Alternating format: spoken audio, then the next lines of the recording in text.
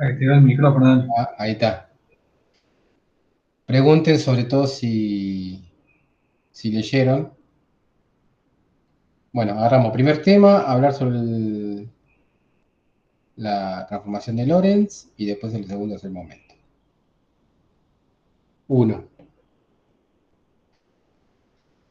Y eso está relacionado con la preguntita que les dejé para hoy. Esta es la transformación de Lorentz. La transformación de Lorentz se define, como vieron, a partir de esta ecuación. MNU, MUNU y XNU.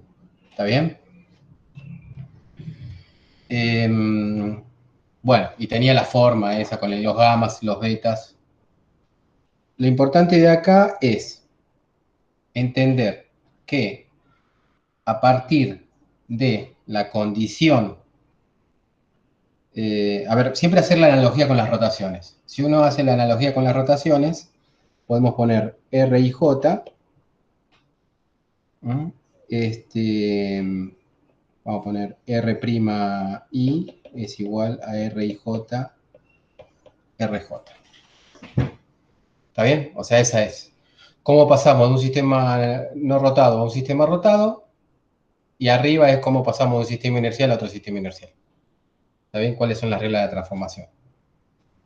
Y para las rotaciones, ¿sí? Esto lo voy a repetir una y mil veces. La condición es que, para una rotación, es que el módulo de los vectores se mantenga. O sea que R y R' sean lo mismo, ¿no? O sea, las rotaciones son aquellas transformaciones que cumplen esa invariancia, sería. Y cuando uno hace ese análisis, ¿cómo tienen que ser las rotaciones? Las rotaciones tienen que ser matrices ortogonales. Y las matrices ortogonales se caracterizan por que el R-1, ¿sí? La matriz inversa, es la matriz traspuesta de la original. ¿Está bien? O sea, todo esto que yo escribí, acá uno lo tiene que entender bien para la transformación de Lorentz. Lo que puedo hacer es, fíjense, qué bueno que corta, cómo corta esto. Increíble. Qué lindo. Lo pongo ahí y hago lo mismo ahora, ¿no? O sea, ¿qué es lo que deja invariante una transformación de Lorentz? Lo que deja invariante una transformación de Lorentz es eh, esto. Ahora vamos a explicar bien qué es esto. Sería eh, C por delta T al cuadrado menos eh, delta R igual a...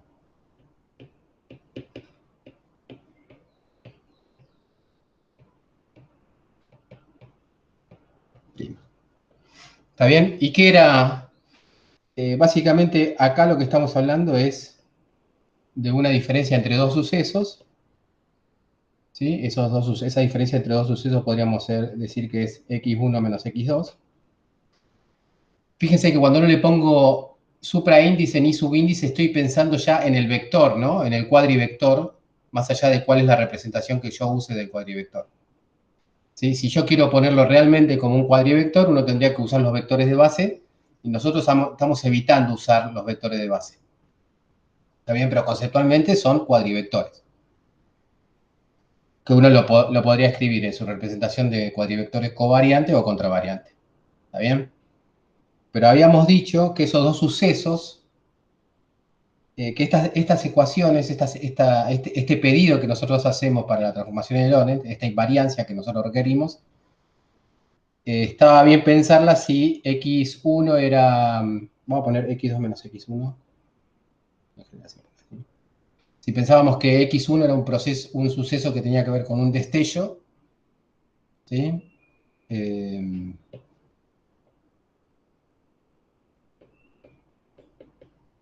y x2 era un suceso que tenía que ver con una detección. ¿Está bien? Entonces, sea cual fuera el sistema inercial que esté, en el que esté, digamos, siempre tendría que suceder que la diferencia entre esas dos cantidades tiene que ser igual a cero, ¿no? Eso sería detección, ¿no? Porque justamente es el camino recorrido por la luz, delta R va a ser igual a C por delta T. ¿Está bien? O sea, y eso se tiene que cumplir en cualquier sistema inercial.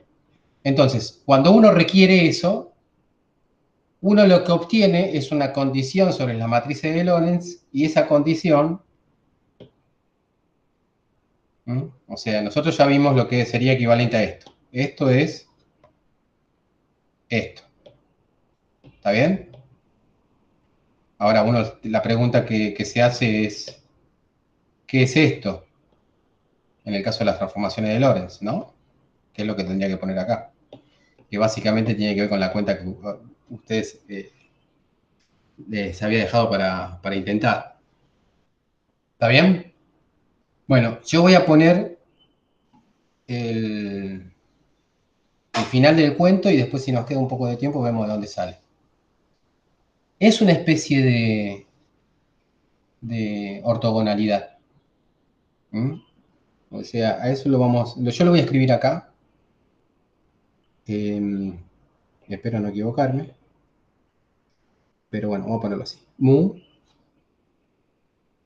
nu, lo voy a poner directamente así.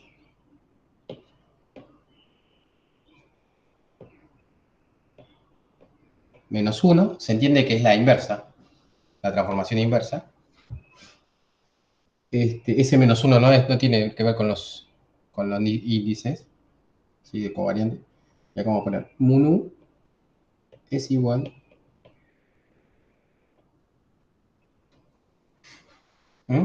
Y quizás es la forma más sencilla de verlo. Fíjense que es una especie de transposición. Pero el carácter covariante o contravariante de los índices eh, permanece. Eso sería la condición. Otra forma de ver esa misma condición es haciendo la analogía con rotaciones. Acá podemos vamos a ponerlo primero con rotaciones. Haciendo la analogía con rotaciones,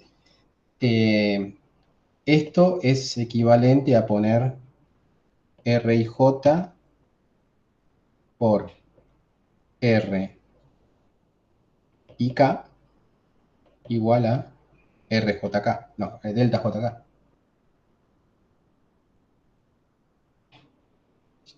¿Se entiende lo que digo? Delta, porque esto es R transpuesta, perdón, esto sería R transpuesta JI, ¿no?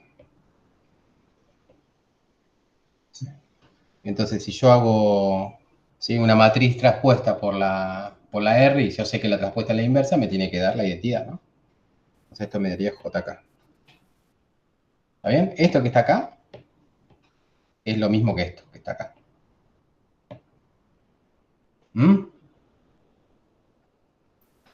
¿Estamos de acuerdo todos ahí?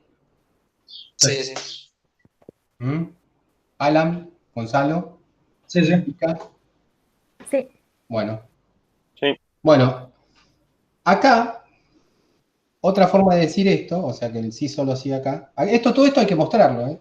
Yo le estoy dando el resultado, pero fíjense que haciendo la analogía es más fácil de recordarlo. Acá es interesante lo que pasa. Lo que pasa es lo siguiente. Mu, nu, mu, ¿sí? Delta. Esto es igual a G nu delta. Y este G nu delta es lo que nosotros conocemos como delta de Kronecker, que lo voy a poner sin los subíndices, porque ahora los subíndices y los supraíndices los manejamos para cuestiones ¿sí? De covariante contra variante. Esto sería... ¿Está bien? Fíjense que este haría el papel, este mu acá, haría el papel de i acá, ¿no? Y el j y el k, en este caso serían el nu y el delta. ¿Estamos? Sí. ¿Mm? Y fíjense que acá el tensor métrico, o sea, esto es simplemente la delta de Kronecker, pero yo puedo escribir el tensor métrico como la delta, si lo escribo de esa manera, y además en esa situación yo puedo escribirlo de varias maneras, porque fíjense que si yo bajo la delta acá, ¿sí? Esto también lo puedo bajar, eso es lo que tiene que, bueno, esta notación, automáticamente, eso también es válido, no es tan automáticamente, tiene que ver con las propiedades del tensor métrico. ¿Se acuerdan que, bueno, primero les cuento el resultado. El resultado es que, independientemente de si el delta está arriba o abajo, o el nu está abajo o arriba, ¿sí? La multiplicación de esas dos matrices, escritas de esa forma, es del tensor métrico. ¿Está bien? En este caso particular, el tensor métrico es la identidad. En los otros, no, el tensor métrico es el tensor métrico. Lo que estoy queriendo decir es que esta ecuación escrita así involucra 4 ecuaciones más. Las 4 ecuaciones más son estas. Y las voy a borrar después. Che, Dani, ¿y en qué afecta? Estamos en esa duda con el Gonza. ¿En qué afectan los índices en el operador? Porque solamente te estoy diciendo el contravariante y el covariante, o sea, el vector. No sabemos en qué afectaba, porque como parece que Es son todos que iguales, no aparece el delta ah, y el nu en el operador. Es en el notación nada más, operador, ¿o ¿qué no? operador? En el lambda decís, El lambda ese, sí. sí. Y la pregunta es, ¿en qué afecta que estén arriba o abajo? Claro, pone que ¿Sí? yo le he puesto una K en vez de mu y un, no sé, otro vector en vez de nu. Es solamente notación eso. Sabemos que son vectores. En la A ver, espera. definición del operador. No cambia nada el A ver, tipo. cuando vos le definís el operador, te referís a esto.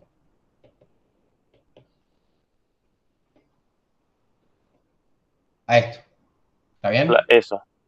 Bien. El lambda ese No, no cambia, ¿o no? Si vos ¿con pones respecto a un qué? delta ahí. Si yo pongo un delta Siempre. acá, a ver, pues borro acá y pongo un delta. Sí.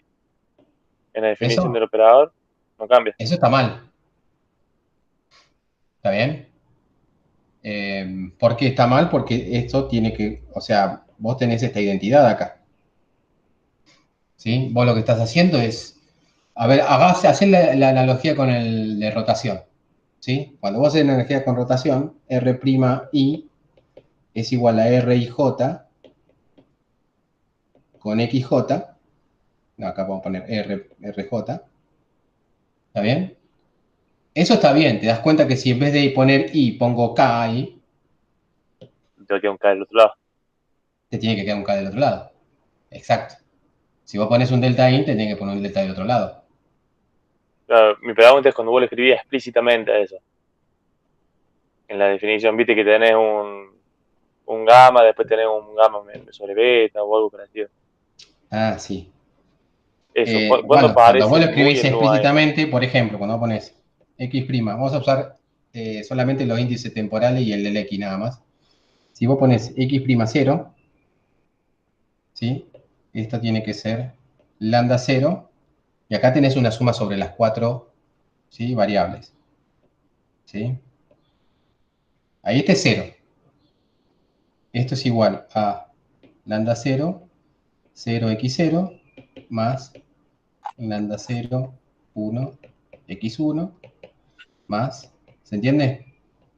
Lambda 0, Sí. porque acá la suma está implícita. Claro, implícita. 2, x2, más lambda 0, 3x3. ¿Está bien? Esa es, o sea, uno hace esta anotación para no andar escribiendo todo eso a la vez. Sí, y cuando Eh, desarrollas el lambda cero, por ejemplo. claro, este que está acá es, si uno se acuerda cómo era la matriz, Esto eran gamma menos gamma beta, 0, 0, ¿no? Menos gamma beta, gamma, 0, 0, 0, 0, 1, 0, 0, 0, 0, 1. Claro. ¿Está bien? Entonces, este que está acá va a ser gamma. ¿Mm? Este que está acá va a ser menos gamma beta. ¿Ok? Este gamma 0,2 va a ser 0. Y este gamma 0,3 es 0. ¿Ok? Entonces, cuando vos desarrollás, fíjate que te queda.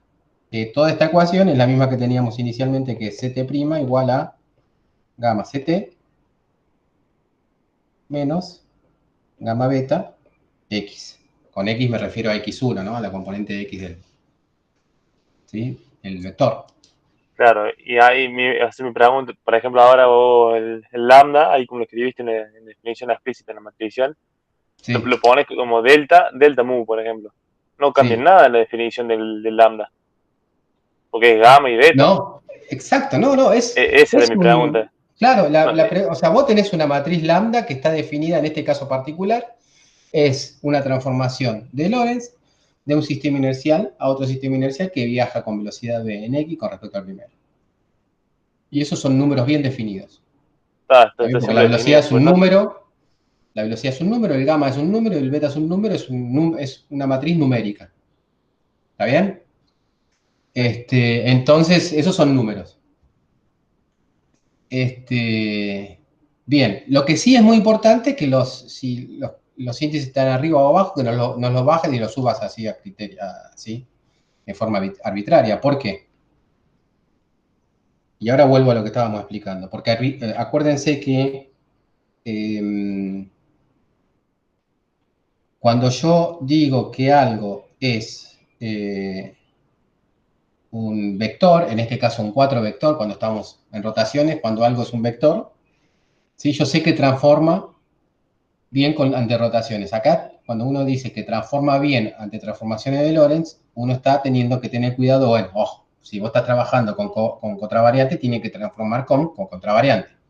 Que transforme con contravariante significa que en el nuevo sistema inercial, ¿sí? La componente contravariante, o la coordenada contravariante, es igual, o sea, cumple con esta regla.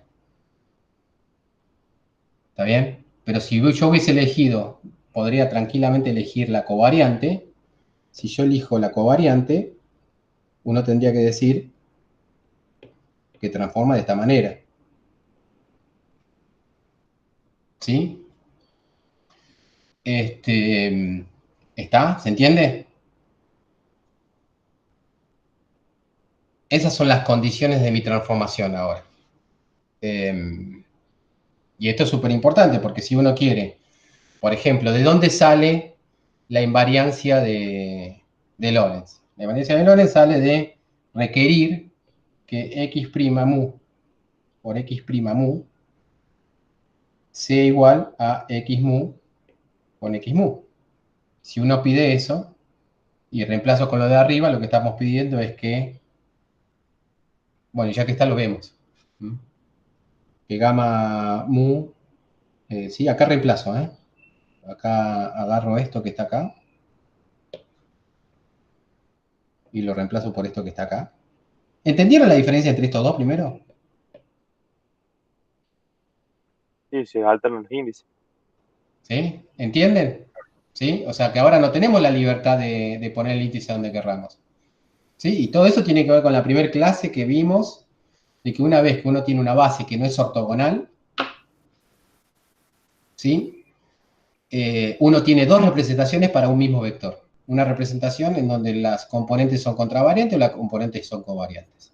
¿Está bien? Y cuando uno pasa de un sistema a otro, en este caso sería un sistema inercial a otro, en el anterior sería un sistema no rotado a otro rotado, uno tiene una ley de transformación. En este caso la ley de transformación es esta. ¿Mm? Y uno puede deducir tranquilamente la otra a partir de esta, usando el tensor métrico.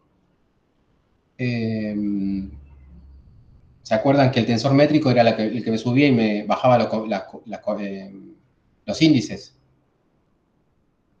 ¿Sí? Bueno, digamos que esto está bien, digamos. O sea, y después vemos cómo es que se suben y ya que está, vemos de dónde sale la ley esta de la transformación de Lorentz. Fíjense, acá yo reemplazo y me queda mu nu, x nu. Reemplazo en el otro.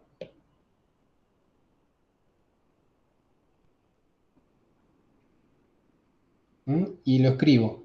Y me queda. Y acá tengo que tener mucho cuidado. Uso el mu y el índice nu no lo puedo usar porque ya lo usé.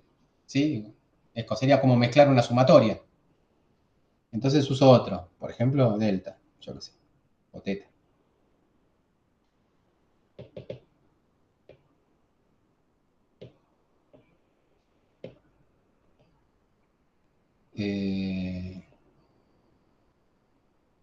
Y eso tiene que ser igual a x' mu. No, x mu y x mu acá abajo. ¿Estamos bien ahí? Para que esto sea cierto, si yo junto estas dos matrices, mu nu, mu teta, y acá me queda x nu y x teta, esto que está acá tiene que ser una delta de Kronecker. ¿Sí? Una delta, ¿sí? Y lo escribo así la delta de Kronecker entre nu y teta. Porque si es una delta, fíjense que acá me va a quedar x nu, x teta. Si es una delta, yo puedo usar, por ejemplo, colapsar la sumatoria sobre nu, me va a quedar x teta, que es lo mismo que está del otro lado. ¿No faltarían las primas ahí? ¿A dónde? Las primas acá se fueron, ¿no? Cuando vos pasás. Las primas están acá.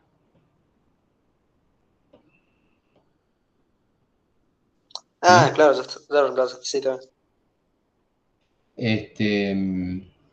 ¿Se entiende? O sea, ahí es donde uno logra, bueno, entonces la condición de Lorentz, o la condición de invariancia de Lorentz, es que las matrices de Lorentz tengan esa propiedad, y la propiedad es esta. Mu nu, mu teta, sea igual a una delta de nu teta. ¿Está bien? Una delta de Kronecker. Esa sería una especie de...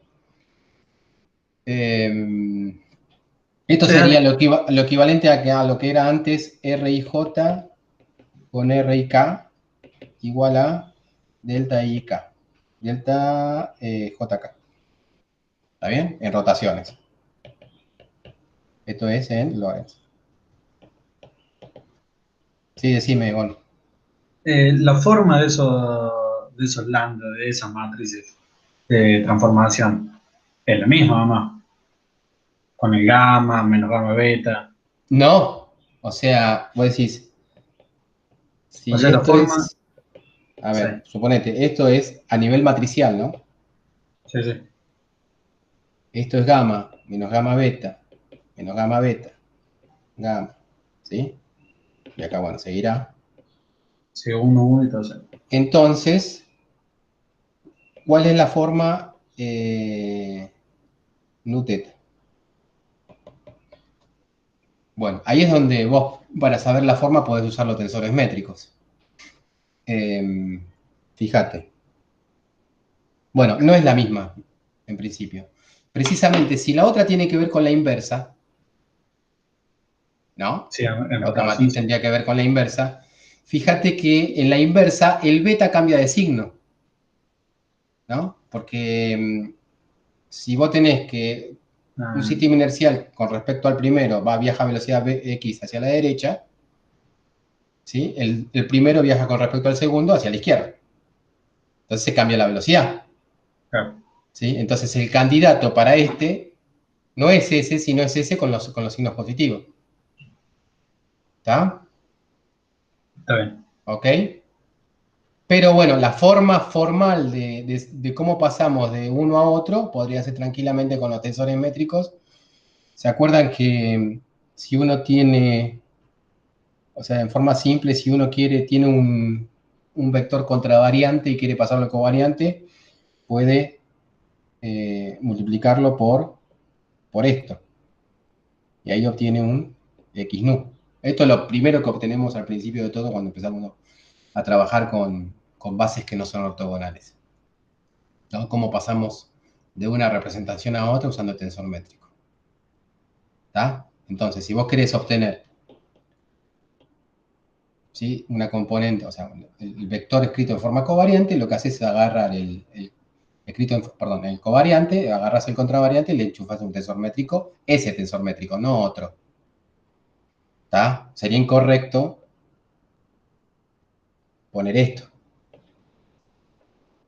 ¿Está bien? No existe esa cuenta. ¿Está? La cuenta que existe es esa.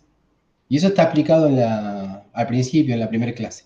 ¿Está bien? Por eso uno cuando arranca con todo esto, define, a ver, les hago acá yo no me quiero meter con los vectores de la base, pero bueno, cuando arrancamos al principio de todo, habíamos definido el tensor métrico como, ¿se acuerdan? Esto en realidad es en 3 dimensiones,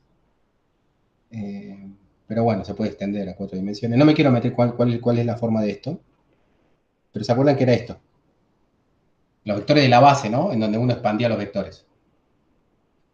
Y definíamos G mu nu como el G mu nu inverso.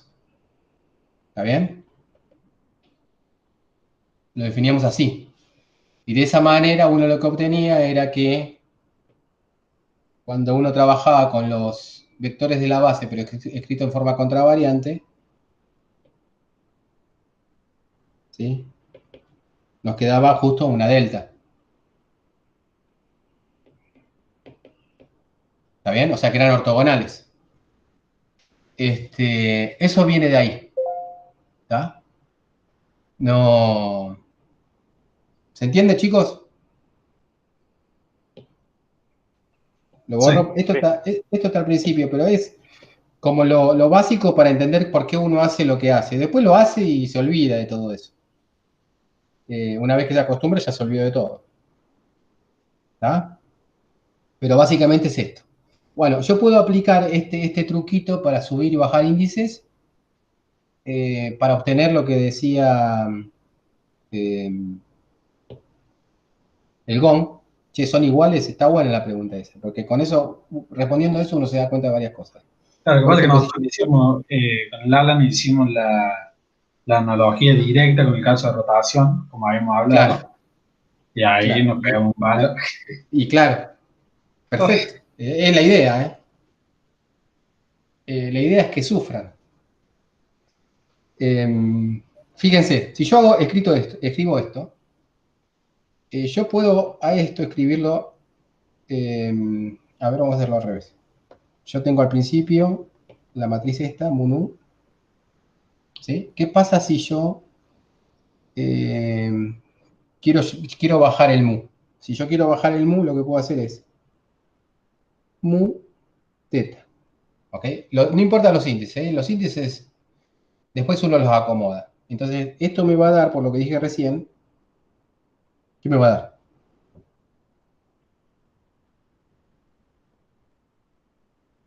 Olvídense lo que quiero probar. Esa cuenta particular, ¿qué me va a dar? No te da el lambda de zeta nu Teta nu. ¿Y dónde, en qué lugar? y el nu va abajo y el teta arriba, ¿no? ¿Mm? No, porque está abajo. Yo lo quería era bajar el mu. Cuando yo bajo el mu, lo bajo de esa manera. ¿Está bien? Cambia de nombre, pero yo lo bajé al índice. ¿Ok? Esa es la idea del uso del tensor métrico para bajar y subir subíndices. Ahora, si yo ahora yo quiero subir ese, lo quiero subir. El nu quiero subirlo. Entonces, bien, vamos a ponerlo así. Suponete que yo además a ese teta nu al nu ese lo quiero subir. Para obtener la forma que quiere Gonzalo.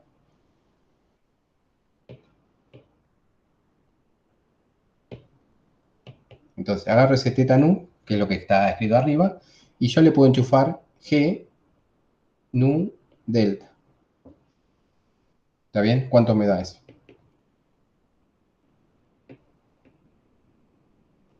Ahora sí te da el lambda de teta abajo y delta arriba. Exacto. ¿Sí? Fíjate que logré la forma esa, ¿sí? Que es la que yo quería. Entonces, el lambda teta delta va a ser igual, y ahí voy para atrás, al lambda mu nu por el G mu teta y el G nu delta. ¿Está bien? Y con esos dos tensores métricos yo pude subir subir un índice y bajar el otro. ¿Sí? Entonces hay que tener cuidado, fíjense que esto no es la inversa, acá no se están mezclando los índices, ¿no? Uno podría decir, si mezclan los índices, hay un índice que se mezcla, uno es la inversa del otro y queda la delta de Kronecker. Ahí los 4 índices son diferentes. ¿Está bien? Así que uno tiene que hacer esa cuenta. Obviamente, si uno piensa en matrices de 4x4, son la multiplicación de 3 matrices de 4x4. Son matrices sencillas, la G, pero hay que hacerlas. ¿Está? Acuérdense que era la G. La G mu nu, que era, en términos matriciales, era en la asignatura que estábamos trabajando nosotros, 1 menos 1 menos 1 menos 1, ¿no? ¿Sí? Sí. Entonces, si yo hago G nu delta, yo sé que la inversa, esta tendría que ser igual, ¿no? Porque si...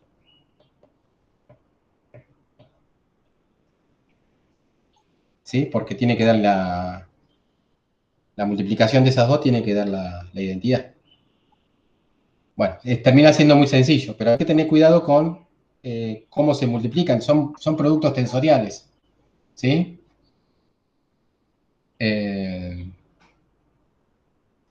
Hay que hacer la cuenta de la manera más difícil. ¿Se entiende lo que digo? No es que son tres matrices. A ver, si fuesen tres matrices, imagínense cómo sería la multiplicación de tres matrices. La multiplicación de tres matrices sería A, IJ, B, JK, IC, KL. Eso me daría la matriz ABC y L. ¿Estamos de acuerdo? ¿Sí? Acá yo estoy poniendo, si lo quiero llevar en términos de matrices como las que manejamos nosotros, acá lo que estoy poniendo es nu, vamos a ponerle otro nombre para...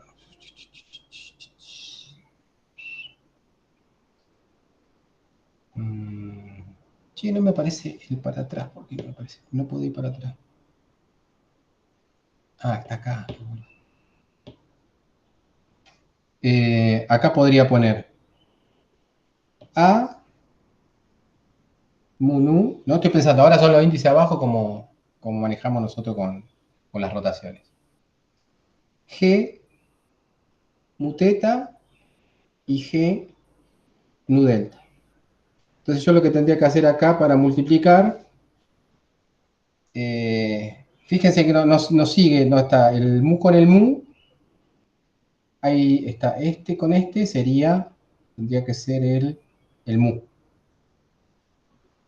Y el K con el K tendría que ser el nu. ¿Está bien? Entonces la multiplicación, si uno quiere hacer como producto matricial, tendría que ser A traspuesto. ¿Se entiende lo que voy? Nu mu. Después G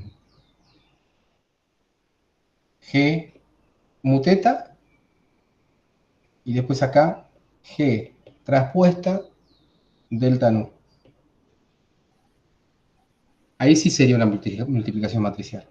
Porque acá tenemos esto acá y esto ahí. Pero esto, ir por este lado nos va a hacer perder mucho tiempo y podemos dejar más para cuando llegue el momento de hacer práctico. ¿Mm? Yo lo que quería hacer era mostrarle básicamente esto. Esta cuestión.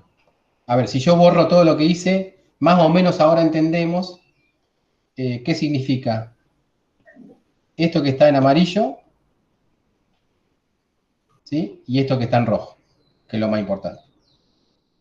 ¿Mm? Fíjense que acá tenemos, para invertir una transformación de Lorentz, simplemente uno podría decir que este va para allá y este va para allá, ¿no? ¿No? Con respecto al original. Se cambian, se hace una especie de transposición, pero manteniendo la altura. ¿Eh? Claro. Se trasladan para el costado, pero siempre al mismo nivel. O sea, listo, vos querés cómo es la matriz inversa, sí, escrita de esa manera, que sería contravariante en el primer índice y covariante en el segundo índice. Agarrás los elementos de matriz que serían covariante en el primer índice y covariante del segundo, contravariante del segundo. Y eso es la matriz inversa. Obviamente, desde el punto de vista físico, que va a tener que ver, cuando terminemos con toda esta cuestión más de formalismo matemático, que tiene que ver más con la práctica, lo van a ver. Simplemente la consecuencia va a ser que el beta cambia de signo, desde el punto de vista físico, ¿no? Desde el punto de vista físico van a ver qué es. Y después tendríamos que pegar esas dos visiones, que son más matemática y más física. Bien. ¿Se aclaró un poquito el panorama con respecto a la pregunta que tenían, con la que vinieron? Me dicen que es Y no. más o menos, porque nosotros más matemática la duda que tenemos. Pero se fue explícitamente, creo ver. Pero me parece que ahora tenemos que hallar la inversa. Nosotros no Claro. habíamos hallado la inversa. Ok, veamos cómo va. Igual va a aparecer este tema de vuelta. Vayamos un poquitito más ahora a lo que es la mecánica y si aparece lo reforzamos ahí. Y después, si no, bueno, lo vemos después en la clase. Vayamos a este punto. Esto sería el momento relativista. Esto se le llama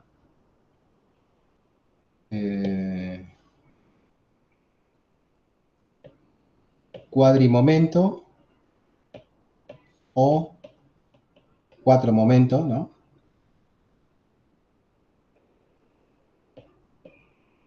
Es lo que sería un cuatro vector.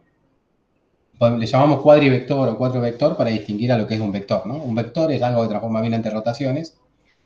Un cuatro vector es algo que transforma bien no solamente ante rotaciones, sino ante transformaciones de Lorentz. ¿Mm?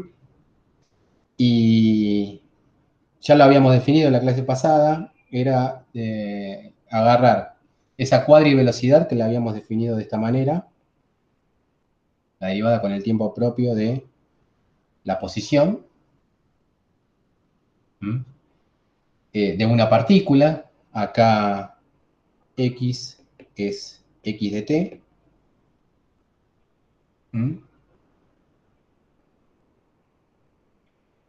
o sea, nosotros en qué estamos acostumbrados, nosotros estamos acostumbrados, x es un cuatro vector. El que nosotros pensamos es el x vector, que es el vector propiamente dicho como función del tiempo. ¿Sí?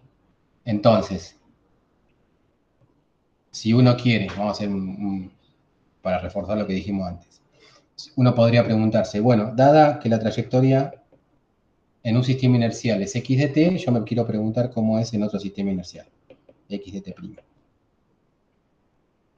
¿Está bien? Entonces la cuenta que tengo que hacer es la transformación de Lorentz. La transformación de Lorentz sería ct', vamos a hacerlo solamente para la coordenada temporal y el x nada más, es gamma ct menos gamma beta x ¿Está bien? Pero este x sí sería la parte espacial y uno lo puede pensar como x de t. ¿Ok? Porque es la trayectoria de la partícula. Y el x' es menos gamma beta ct menos, no, más gamma x. X sería mi x de t. Entonces fíjese que básicamente yo tengo acá dos ecuaciones con dos incógnitas y de esas dos ecuaciones con dos incógnitas yo puedo obtener x' de t. ¿Ok? Para no confundir, uno podría acá poner, bueno, dejémoslo así. ¿Se entendió? Uno tendría esa situación, ¿no? Uno está en un sistema inercial y ahí en ese sistema inercial aparece una partícula que va viajando, ¿sí? Y bueno, sigue la posición de esa partícula usando como parámetro al tiempo y ahí tiene una trayectoria. Si yo agarro el tiempo propio de esa partícula y lo uso para hacer la derivada esta, lo que obtengo es lo que se llama una cuadrivelocidad.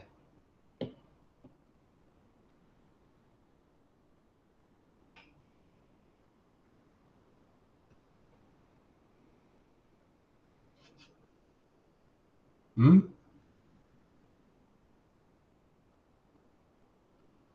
O sea, esto es lo que llamamos, pongo la cuadrivelocidad.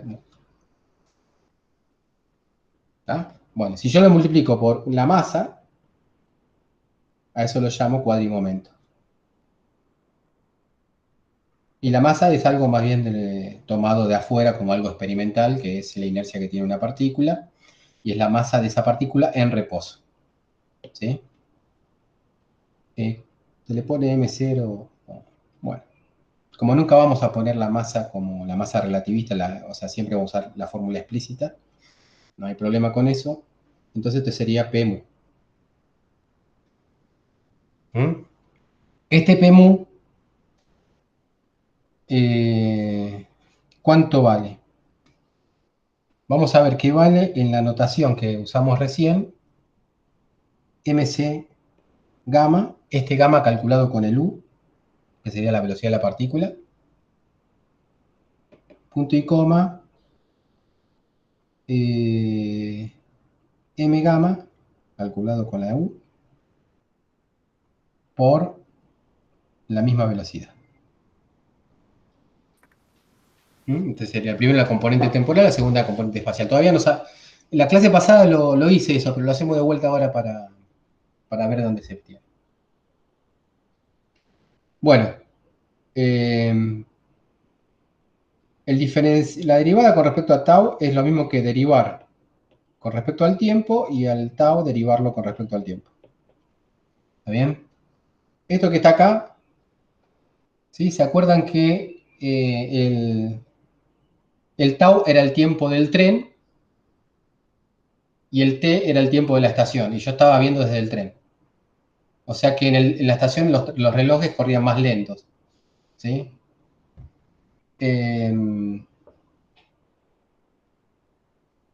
Perdón, acá hice al revés, ¿no? Ya estaba. Nadie me dice nada, che.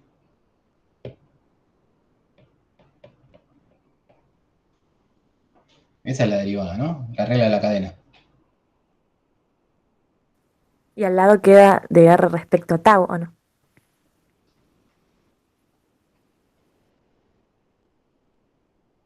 Yo lo que estoy haciendo es esto. Voy a decir lo que va acá. Porque vos ahí te quedó, o sea, la derivada del tiempo respecto a tau y al lado, o sea, punto y coma, lo tendrías que hacer con la derivada del Ah, sí, vector. sí, sí. Acá estoy, sí, ahora voy a con eso. Bueno, entonces aplico eso. Esto que está acá, ¿sí? Es gamma. Este gamma calculado con el U de la partícula, ¿no?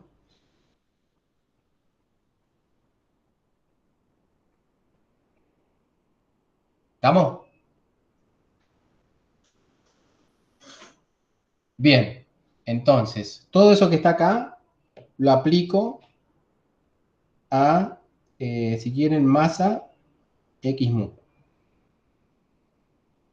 Masa X mu es, estoy haciendo lo que tengo que hacer arriba, ¿no? Masa en la parte del, sí, en la parte espacial esto es X0 y X0 es CT. Y en la parte, perdón, esta es la parte temporal. Y la parte espacial es M, R vector o X vector. ¿Está bien? Entonces, cuando hago la derivada con respecto al tiempo, ¿sí? Me queda la derivada con respecto al tiempo. Al tiempo me da 1, ¿sí? Le tengo que enchufar el gamma ese que me quedó a la izquierda. Entonces esto me queda gamma U MC, ¿sí? Y hago lo mismo acá. Me queda gamma U M y acá la velocidad, ¿no? Porque es la derivada de x con respecto al tiempo y es la velocidad que yo veo en mi sistema inercial, ¿sí? Que sería la estación de tren. Yo estoy viendo el tren en la partícula. ¿Está bien? Eso es lo que yo llamo mi momento, escrito en forma contravariante, y a esto lo voy a llamar P vector.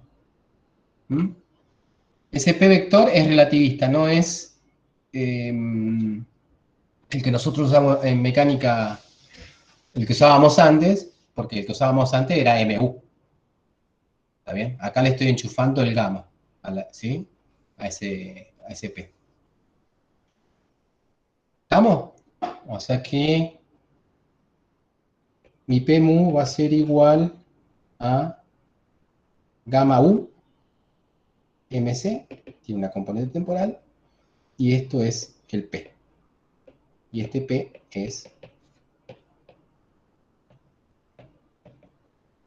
Listo, no hay nada que hacer. Bien, esto es un cuadrivector póster. O sea que esta cosa transforma bien ante transformaciones de Lorentz. Es un cuadrivector con todas las letras. ¿Sí? O sea que si yo quiero, repasamos de vuelta, lo hicimos por enésima vez, un cuadrivector con todas las letras significa que si yo quiero saber cómo es el cuadrimomento en otro sistema inercial, la cuenta que tengo que hacer para obtener el cuadrimomento en otro sistema inercial es esta.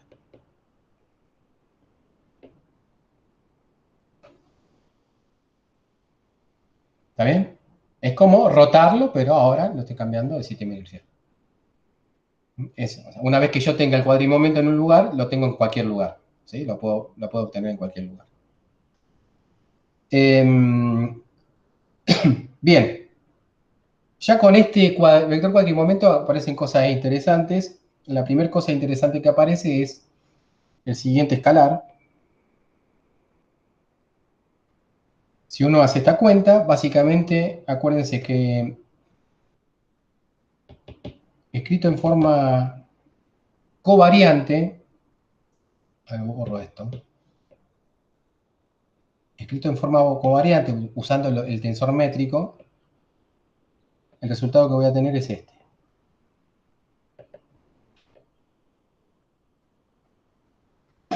¿Está bien?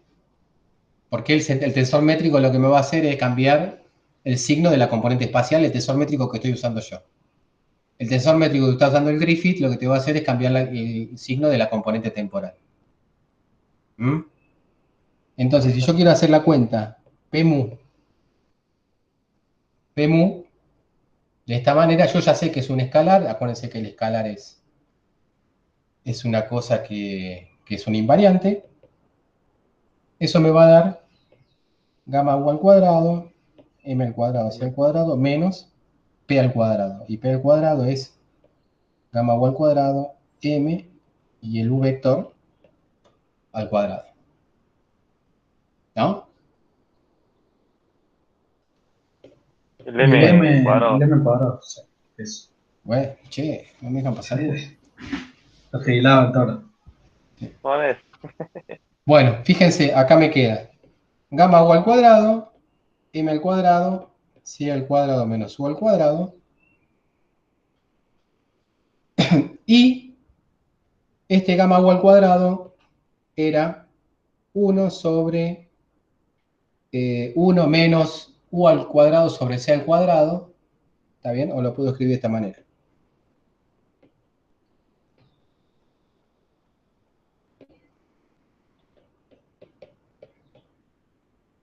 ¿Mm? Este es el gamma u al cuadrado. Entonces, mágicamente esto se va.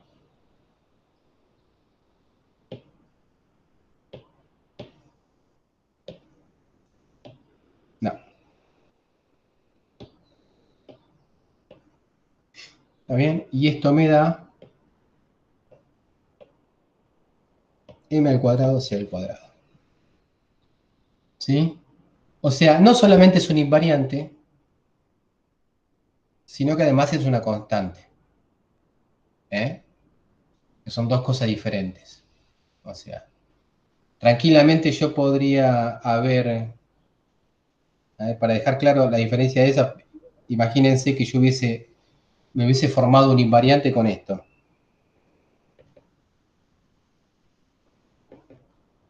¿Sí? El x de t era la trayectoria de esa partícula de cierto sistema inercial. ¿Está bien? Ese x de t era un cuadrivector. Escrito de esa forma. Entonces, yo ya sé desde el vamos que esto va a ser igual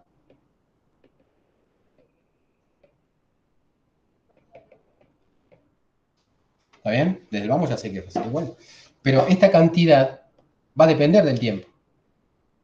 No es una constante. ¿Sí? Que sea una constante en el tiempo hace que sea constante también en otros sistemas inerciales, pero acá tenemos un claro ejemplo de que un invariante no necesariamente es una constante.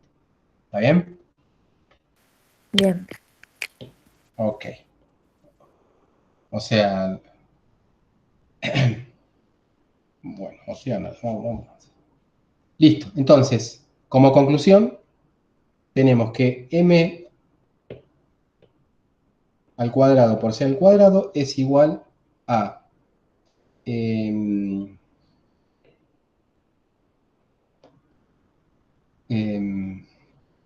y vamos a acá, sí, bueno, esto está claro, es igual a Pmu. Y vamos a definir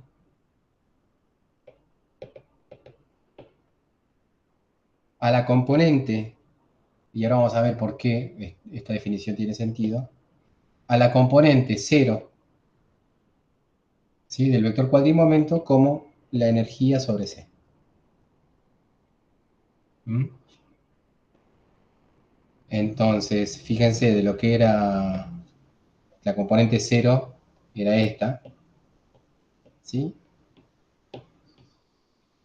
Coinciden las dos usando ¿sí?, el tensor métrico que uso yo, si no hay un cambio de signo de diferencia. Entonces, esto va a ser igual a gamma U mc. O sea que la energía la defino, uso 3 rayitas, 4, 5, 6 para entender que es una definición, como gamma U mc al cuadrado. ¿Mm? Y este gamma U, acuérdense que es 1 sobre la raíz de 1 menos U al cuadrado sobre C al cuadrado. Este gamma U, yo lo puedo desarrollar, se supone que la velocidad es menor que la de la luz, y si es bastante más chica que la de la luz, lo que nos queda es... Che, Dani, antes cuando hablaste del momento que llegaste a m cuadrado c cuadrado, a mí o sea, me sonó en la cabeza la ecuación de la teoría de la relatividad de Einstein, que es el mc cuadrado. Pero ahí Sí, llegas al E y tenés el factor gamma. O claro, sea, bueno, antes pero, al gamma se lo metía la masa, ¿está bien? ah, Eh, acá no lo metemos. Si vos agarrás al gamma y se lo metés a la masa, claro, tenés la masa relativista. claro, tenés la masa relativista. Esa le sería la ecuación. ¿Está Claro, bien? está bien. Así que en ese sentido sería fácil de acordarse. ¿Está? Claro. Ahora lo que yo quería mostrar es que esa energía está íntimamente relacionada con lo que es la energía cinética. Si uno piensa el gamma, desarrollado en Taylor, ¿sí?, se acuerda que si uno desarrolla el Taylor esto es 1 más el exponente por, ¿sí? Uno usa la formulita esta, ¿no?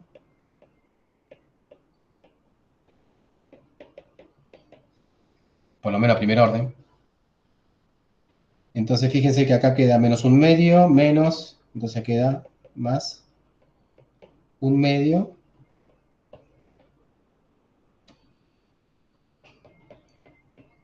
¿Está bien? Entonces, si a la energía esta yo le resto mc al cuadrado, lo que nos queda es mc al cuadrado por 1 menos 1, perdón, 1 más u al cuadrado sobre 2c al cuadrado más lo que resta el desarrollo de Taylor, menos 1. Ese menos 1 es de restar esto. Entonces lo que va a quedar es, el c al cuadrado se cancela con eso, entonces queda m u al cuadrado sobre 2 más algunas correcciones.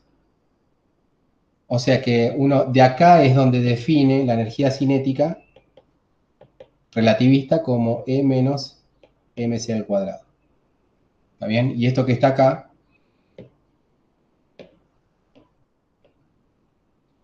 uno podría decir que son las correcciones relativistas a la energía cinética.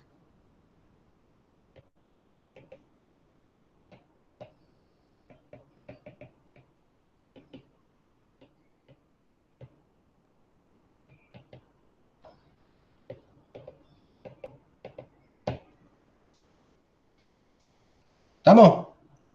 Bien. Listo. Olvidándose, esto es para darle un poco de sentido a la definición de energía, ¿sí? Gamma mc al cuadrado. Pero una vez que uno definió a la energía de esa manera, fíjense que la ecuación P mu, que dijimos que era m al cuadrado c al cuadrado, a la vez va a ser E sobre c, que era la componente temporal al cuadrado, ¿no? Menos la componente espacial al cuadrado, que era módulo de P vector, si quieren, al cuadrado.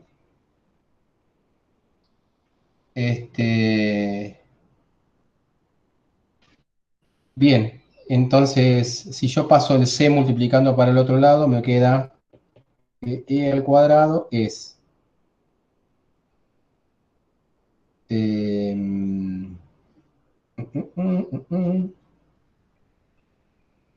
o lo podríamos poner así. E menos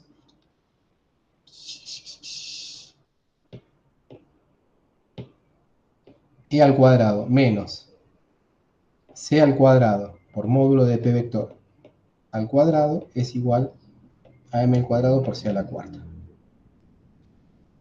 ¿Ok? Ok. O también se lo pone, a esto se lo pone e al cuadrado es igual a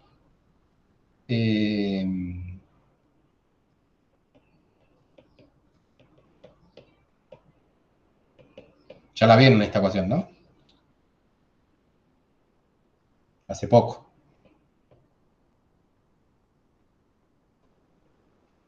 ¿Mm? Sí. Vamos a ver. Bueno, esta ecuación es fantástica. ¿Por qué es fantástica? Porque primero te está diciendo, si uno mira la ecuación de arriba, esta, que aún cuando la masa es c igual a 0, el momento puede ser diferente de 0. ¿Está bien? Fíjense que esta masa puede ser diferente de 0, entonces el momento, ¿sí?, puede estar definido básicamente por la energía. ¿Mm? En un fotón, por ejemplo, un fotón no tiene masa, E es igual a P por C.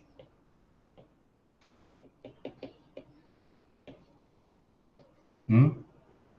Eso pasa con el fotón. Y es más, en ese fotón Esto no viene de relatividad, viene más bien de cuántica. El P es h barra k vector. Entonces, relatividad. Y esto es más bien de cuántica. Cuando uno...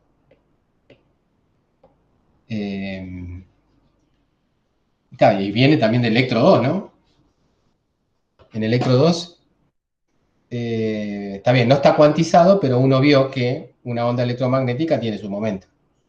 Cuando le aplica la cuántica, ese momento lo puede discretizar de esa manera. Bueno, bien. 16 y 10. Bien, ahora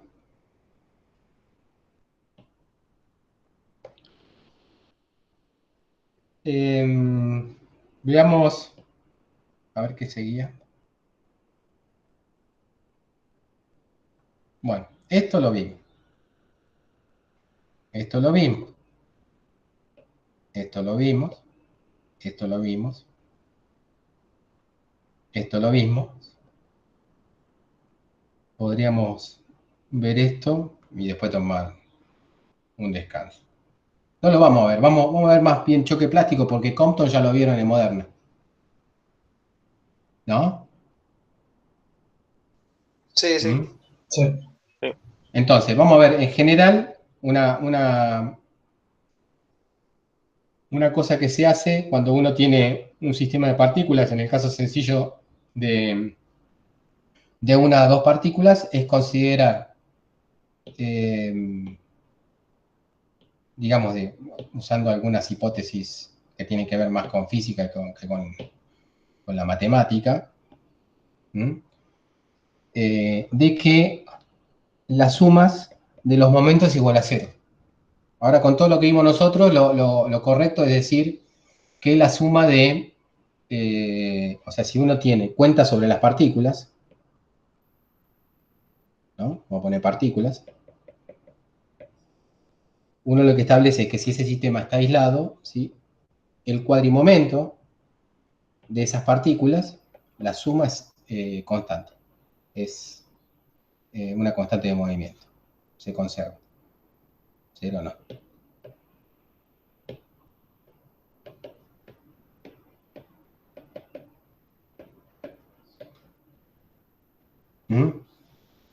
Acá no estamos viendo sobre la invariancia, estamos hablando sobre la conservación. ¿Sí? No estamos parando en el mismo sistema inercial, no es nuestra intención pasar a otro sistema inercial, aunque sabemos cómo pasar.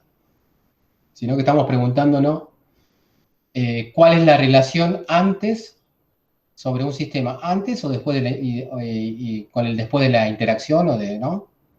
En la interacción entre las partículas. Entonces uno asume que si ese sistema está aislado, lo que se conserva ahora es el cuadrimomento total. ¿Está? Entonces, de acá surgen dos posibilidades. La primera posibilidad, a ver qué colorcito. Dos posibilidades.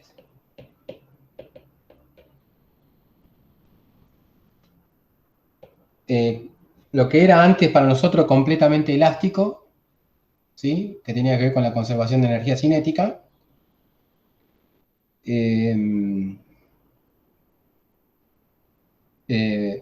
Vamos a ponerlo así, completamente elástico. El choque, vamos a analizar los dos extremos, completamente elástico.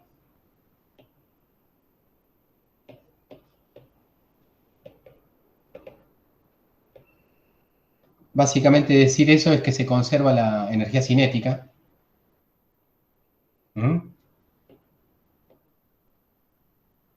O sea, si yo mido la energía cinética antes del choque o después del choque, numéricamente es lo mismo.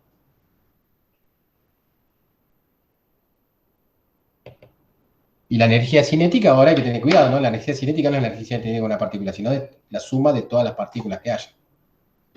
La energía cinética total sería.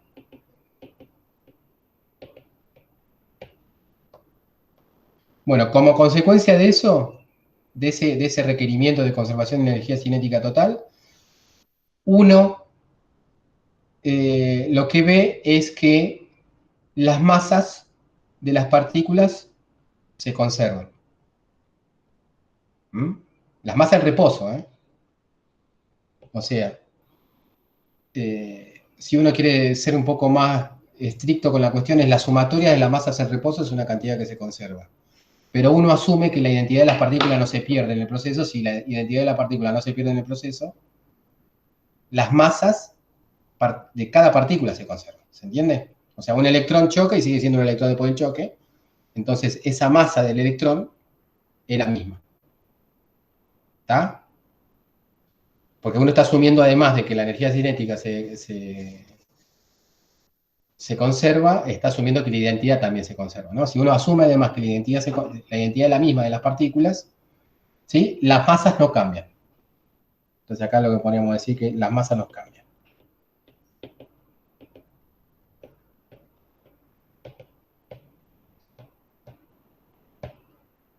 Bueno, ese sería el caso de... Esto sucede cuando uno analiza lo que se llama proceso de scattering. El caso de efecto... El caso del, no sé, efecto Compton se decía, que era un fotón contra un electrón, ¿sí? Ese sería un caso ese, ¿no? El fotón sigue siendo fotón después y el electrón sigue siendo electrón después. ¿Está bien? Eso se llama un scattering. Cuando hay scattering, ¿sí? La energía, y un scattering de este tipo, las masas no cambian. O sea, ejemplo.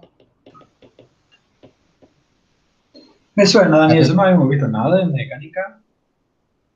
¿O estoy confundido? Puede ser, me olvidé. No, porque no vimos relatividad en mecánica. Y acá sí o sí tiene que meter relatividad. Ah, el scattering. Claro, scattering. Esperá, vimos scattering, sí, vimos proceso, pero clásico, sin relatividad. Ah, eso Está va a bien, nombre. Compton. Scattering Compton no lo podrías explicar, ¿sí? Con la mecánica sin relatividad, ¿no? Porque las masas no tienen momento. Claro. ¿Mm? Habría que hacer un chiste nuevo con esto del momento, ahora que el fotón tiene momento. ¿Se acuerdan del chiste ese del vector? Un vector le pregunta a otro si... ¿Qué le dice un vector a otro? ¿Tenés un momento? ¿Sí? Entonces uno podría pensar en un chiste más sofisticado, involucrando al momento y al fotón, que ahora sí tiene momento. ¿Está bien? Se lo dejo para... Eso está bueno para el desafío ese de memes, ¿sí? Del grupito. Está buena, ¿eh? Ahora el fotón tiene momento. Entonces se le puede preguntar al fotón si tiene un momento. No, preguntarle al fotón. Ahí está. El chiste sería así. ¿Qué le dice un vector a otro? ¿Tenés un momento? Y ahora, ¿qué le responde el otro? No, pregúntale al fotón. ¿Ah? Es buenísimo.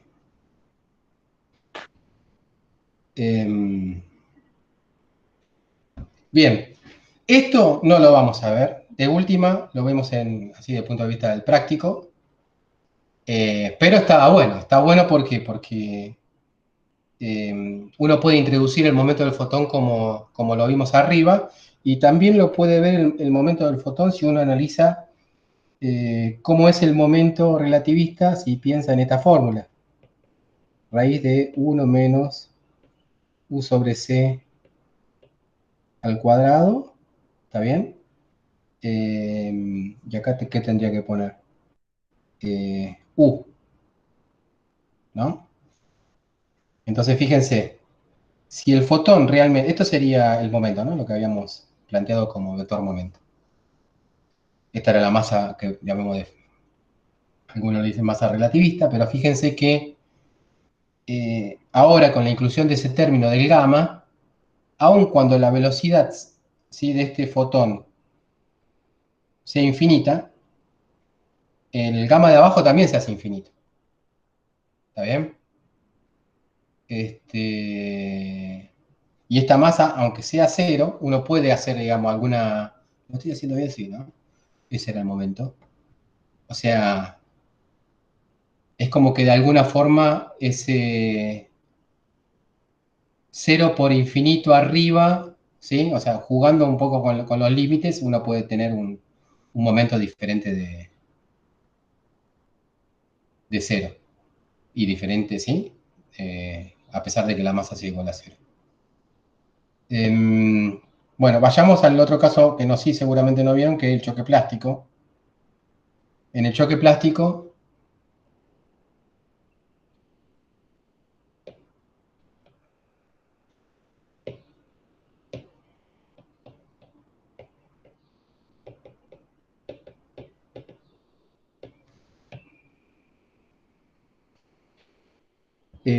uno podría considerar, bueno, dos partículas. En principio, esas dos partículas tienen momento P, la partícula 1, ¿sí? Un momento inicial, más un momento inicial de la partícula 2, ¿sí? Y esto por conservación tendría que ser igual, ¿sí? Al momento final, el de la partícula 1, más el de la partícula 2. Pero esto sería en general, pero sí, es un choque plástico, el resultado es una sola partícula en el momento final. ¿Ok? Entonces uno lo que hace es, obviamente acá en este caso sí las partículas pierden identidad. Entonces uno podría pensar que en el momento final lo que se obtiene es una partícula 3, si quieren decirlo de alguna manera.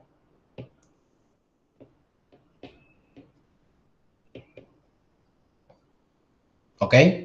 Y en el caso más sencillo, uno puede pensar que en este sistema inercial, las dos partículas que están chocando inicialmente, ¿no? Chocan con la misma velocidad y opuesta. Si uno piensa en eso, entonces esta igualdad se podría dar pensando en la representación contravariante de esta manera. Y vamos a suponer que las masas son iguales. La partícula 1 tiene masa m, podríamos decir masa 1 y masa 2, pero bueno, para simplificar la cuenta, vamos a suponer que tienen masa m. Y esta partícula 3, una masa grande m. Estamos hablando de las masas en reposo. Siempre que escribimos masas, acá escribimos masas en reposo, nunca, ¿sí? La masa relativista. Entonces, uno lo que tendría que hacer es la conservación del cuadrimomento que requieren que se conserve cada uno de los, ¿sí? Es una conservación vectorial, digamos, cada uno de las componentes, la componente temporal y la componente espacial. Entonces, podríamos decir que Pmu 1 i más Pmu 2i va a ser igual a Pmu 3 final. Esto va a ser igual, bueno, acá voy a poner con mu igual a 0, ¿sí? ¿Sí? Es la temporal. La temporal era masa c, y este es el gamma de, a la velocidad, vamos a suponer que está en la partícula 1 está viajando en x con una velocidad u, y la partícula 2 en x con una velocidad menos u. Ahora, los gamas van con el u al cuadrado, así que van a ser los mismos. O sea que esto sería gamma de u, el otro va a ser mc gamma de menos u, porque es igual a u. ¿Está bien? Y eso tiene que ser igual a el m c, sería el gamma de la velocidad final de la partícula m. ¿Está bien?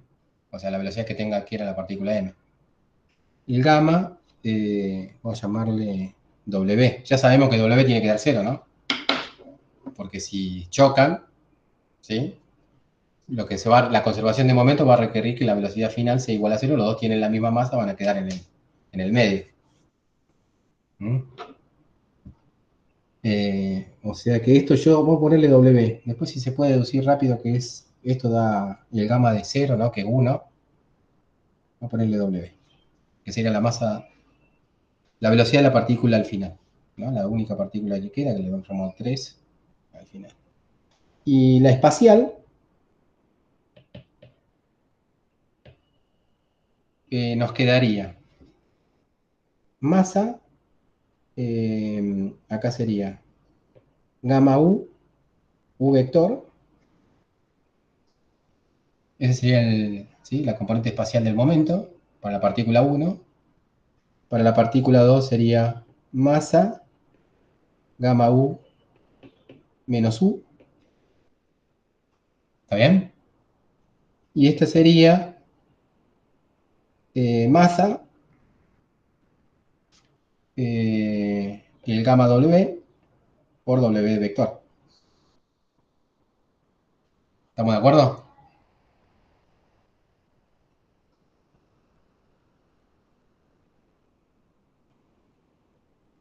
¿Mm? Recuerden que esto era, ¿no? Esta era la temporal y esta era la espacial. Sí, pero ¿por qué el menos, Dani? En el segundo. El segundo porque va a haber un choque, digamos. Uno está viajando hacia la derecha, otro está viajando hacia la izquierda y chocan. ¿Sí? El choque va a ser plástico. ¿Está bien? No, de dirección. ¿Ok? Así que si uno se fija en la segunda ecuación, no queda otra que W sea igual a 0. ¿Está bien? Porque de la ¿Y el izquierda es un W qué te 0. indicaba, Dani? La velocidad de la partícula que queda. ¿Mm? O sea, si la izquierda es 0, la derecha es 0. Para que la derecha sea 0, no queda otra que el W sea 0. ¿Mm? El gamma no va a ser 0, el M no va a ser 0, el W ahí tiene que ser 0. Automáticamente, el gamma W es gamma de 0, que es 1, ¿no? Porque es... ¿sí? Es el gamma usando U igual a 0. La velocidad igual a 0. Así que esto se te va. ¿Mm? Y lo que queda es que